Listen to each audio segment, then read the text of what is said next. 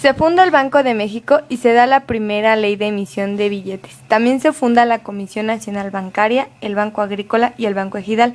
El 14 de junio de 1926 expidió una ley adicional que fue publicada el 2 de julio del mismo año, conocida como Ley Calles, en la que limitaba el número de sacerdotes a uno por cada 6,000 habitantes y donde estableció que los sacerdotes del país debían registrarse con el presidente municipal y solo podrían ejercer quienes tuvieran licencia otorgada por el Congreso de la Unión o del Estado correspondiente. En el decreto, Calles hacía saber las reformas del Código Penal donde establecía penas por violaciones a la Constitución a lo referente a cultos o enseñanza. Debido a la ley Calles, fueron clausurados 42 templos en el país, varias capillas en asilos de beneficencia privada abiertos al público. Se suprimió la actuación de religiosos en instituciones de beneficencia. Se cerraron 73 conventos y expulsó a varios sacerdotes extranjeros. A finales de julio de 1926, el episcopado mexicano ordenó la suspensión de todos los actos de carácter religioso, acción que precipitó el movimiento armado.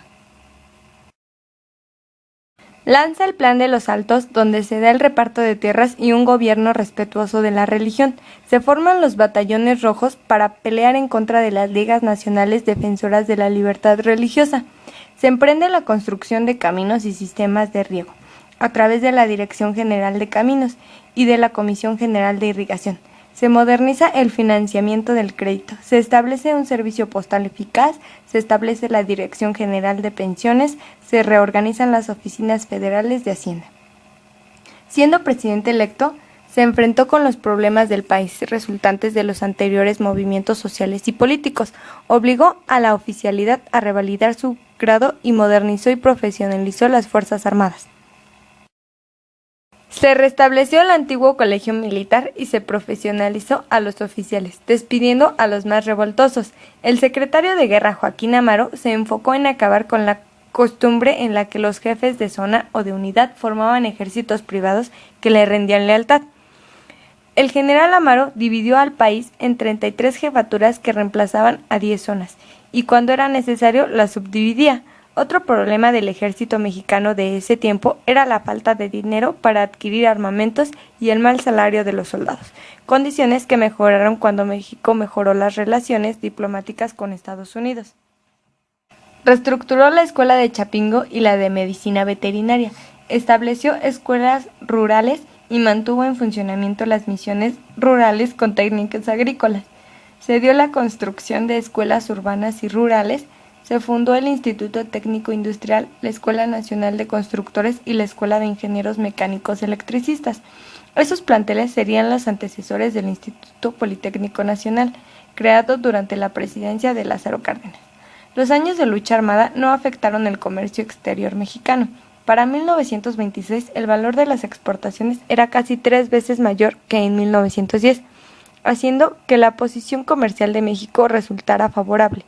Los productos exportados eran materias primas como minerales, petróleo y derivados, ganado y productos animales y productos agrícolas, café, tomate, arroz, azúcar, vainilla, tabaco, henequén, algodón y chicle. La exportación de oro y plata decayó en 1927 a causa de una baja producción de oro y de la caída del precio internacional de la plata. Las exportaciones de productos agrícolas se duplicaron entre 1910 y 1927.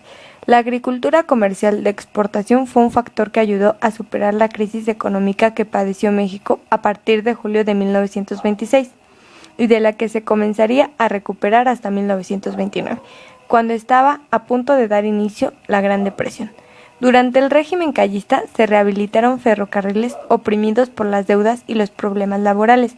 Esto se pretendía desde el primer año de su gobierno, pero se logró en parte de 1925, cuando se devolvió la administración de los ferrocarriles a las compañías privadas.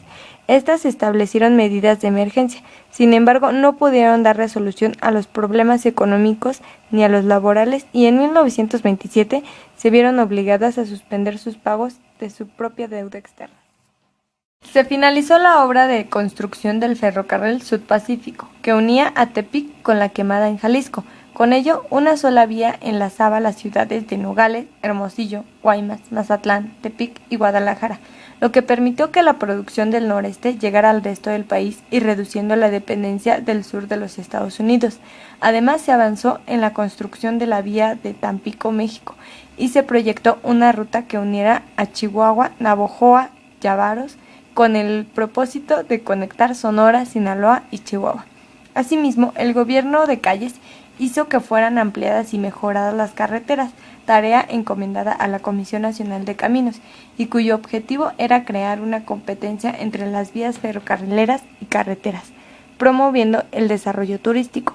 Las carreteras construidas fueron las de México-Puebla, México-Pachuca y México-Acapulco.